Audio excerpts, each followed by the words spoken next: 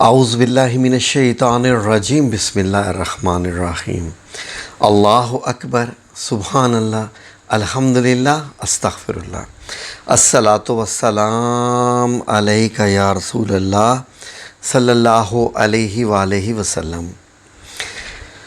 ناظرین، ہم انسان روزانہ کے اپنے کاموں میں، اٹھنے بیٹھنے میں، کسی کے ساتھ باتیں کرنے میں، بہت سارے معاملات میں ہم کوتاہیاں کرتے رہتے ہیں اور گناہ بھی کرتے رہتے ہیں۔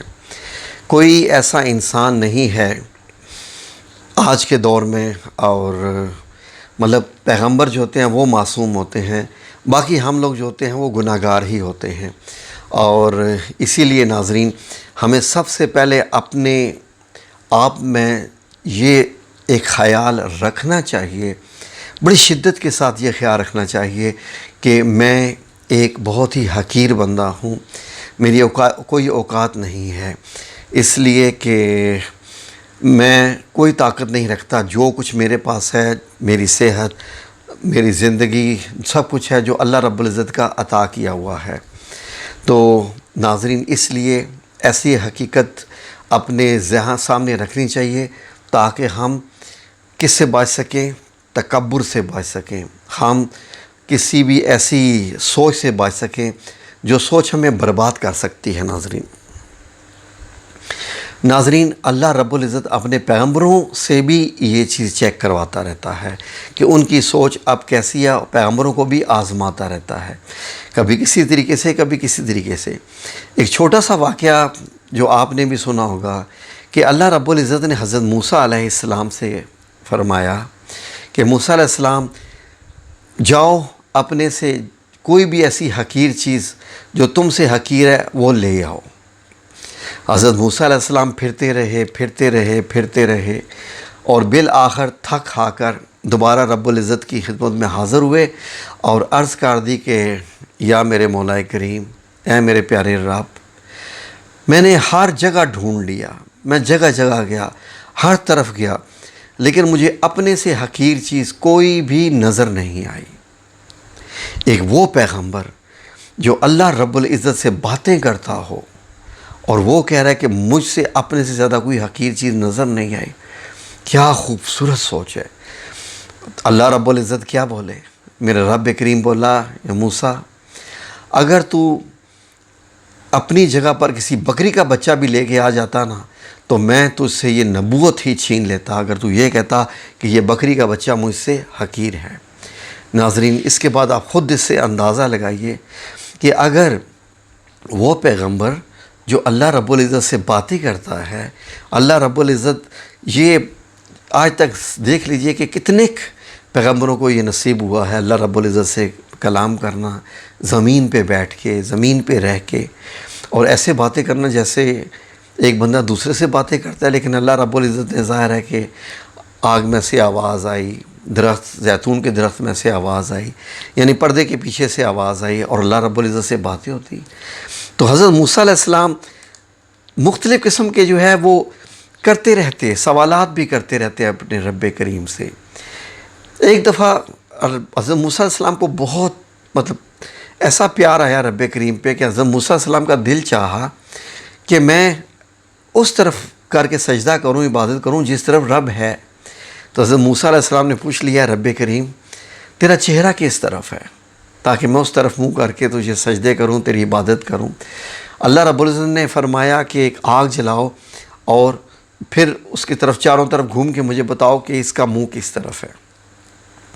حضرت موسیٰ علیہ السلام نے ایسا ہی کیا اور گھوم کے وہ دیکھا تو آخرکار بول اٹھے کہ رب کریم، میں نے تو آگ کی طرف چاروں طرف دیکھا، مجھے تو پتہ ہی نہیں چلا کہ اس کی ڈائریکشن کس طرف ہے، آگ کا چہرہ کس طرف ہے۔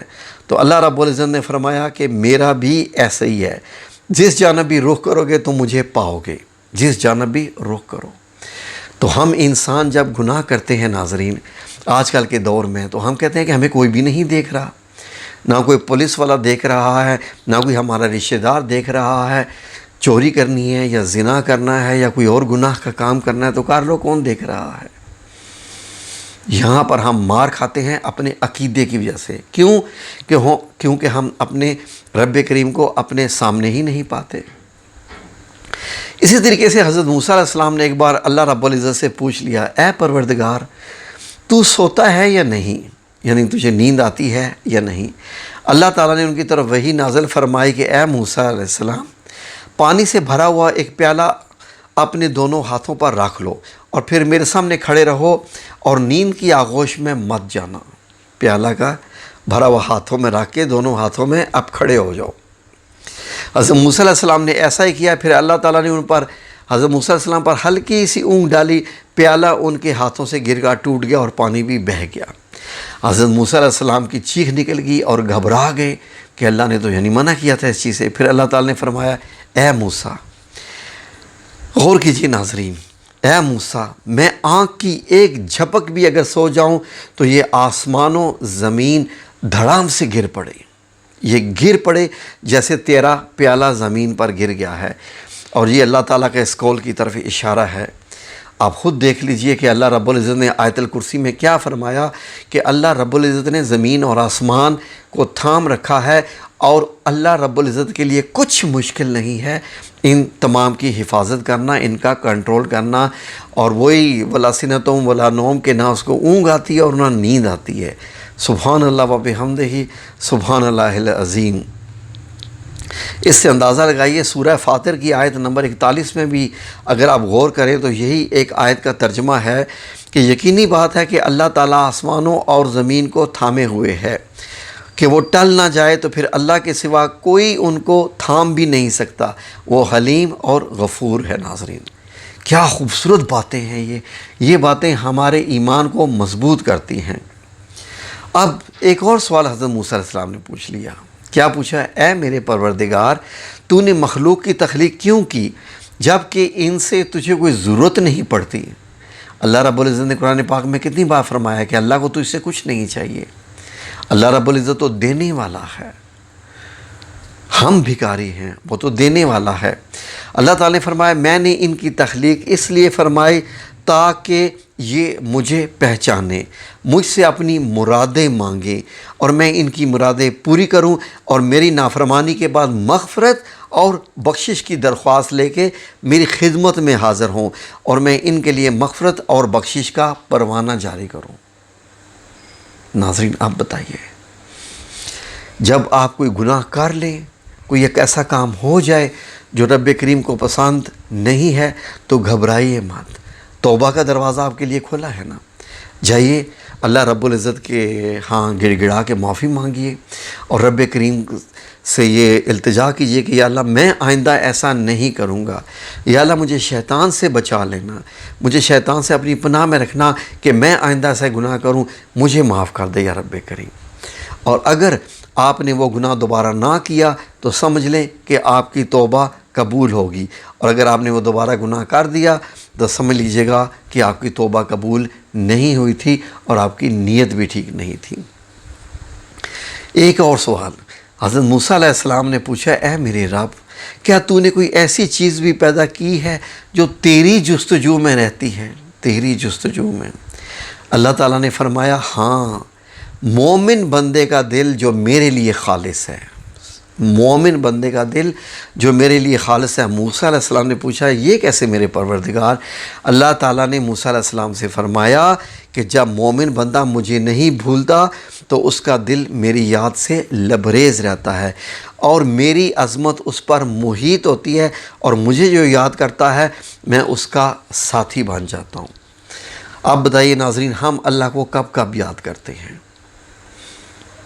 ہم اللہ کو زیادہ تر اسی وقت یاد کرتے ہیں جب ہمیں کوئی حاجت پڑتی ہے، جب ہم کسی مصیبت میں پڑ جاتے ہیں تو ہم اسی وقت اللہ کو یاد کرتے ہیں۔ اس سے اندازہ لگا لیجئے کہ اس کا تو مطلب یہ ہوا کہ ہم صرف اللہ کو اپنی غرض سے یاد کرتے ہیں، محبت سے یاد جو کرنا ہوتا ہے نا، وہ پھر اللہ کا ذکر ہوتا ہے۔ پھر یہ نہیں ہوتا کہ جناب جی میں اپنے چینل پہ ویڈیو لگاؤں اور میں ذکر کر دوں کہ اللہ کی باتیں جو آپ کے دل میں ایمان پیدا کر دیں اور اس کے ویو ہی نہ آئیں۔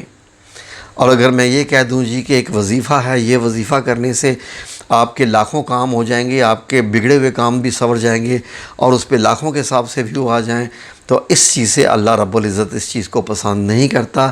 اللہ چاہتا ہے کہ میری باتیں کرو، مجھے یاد کرو، کیونکہ جب تم مجھے یاد کرو گے تو پھر تمہارا خیال تو میں خود ہی رکھ لوں گا، پھر تو آپ کو ضرورت ہی نہیں پڑے گی اس قسم کی کسی حاجت کی۔ یہ میرے رب کریم کی باتیں ہوتی ہیں، اور اللہ رب العزت نے بھی ہر قرآن کریم آپ کھول کے دیکھنے بس ذکر ذکر ذکر تسبیحات وغیرہ یہ آیا ہے کہ اللہ کا ذکر کیا کرو۔ نماز پڑھنا اور چیز ہے اور اللہ کا ذکر کرنا اور چیز ہے۔ ذکر میں تسبیحات جیسے پرندے کرتے ہیں، دنیا کی اس کائنات کی ہر چیز ذکر کرتی ہے، ایسے اللہ کا ذکر کریں تو بات بنتی ہے۔ ٹھیک ہے جی، جزاکم اللہ خیر۔ اللہ رب العزت ہم سب کو اللہ کا ذکر کرنے کی توفیق عطا فرمائے، آمین یا رب العالمین برحمتک یا ارحم الراحمین۔